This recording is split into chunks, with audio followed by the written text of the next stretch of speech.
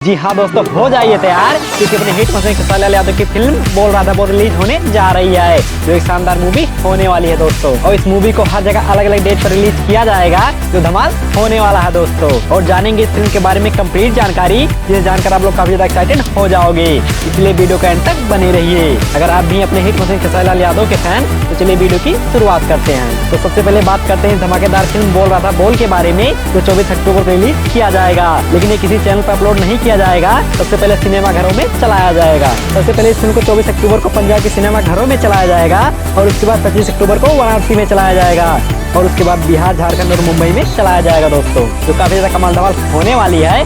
देखना मत भूलिएगा दोस्तों। और अपने हिट मशीन खेसारी लाल यादव के साथ ही साथ 3 एक्ट्रेस नजर आएंगी, जिसमें पहली एक्ट्रेस है मेघा श्री, जो आप सभी लोगों के बीच फिर से धमाल मचाने आ रही हैं। और किस चैनल पर अपलोड किया जाएगा, तो जल्द ही अपडेट मिल जाएगा इस चैनल पर। इसीलिए अपने प्यारे प्यारे हाथों से हमारी वीडियो को कर दीजिए लाइक, और चैनल को सब्सक्राइब करना मत भूलिएगा।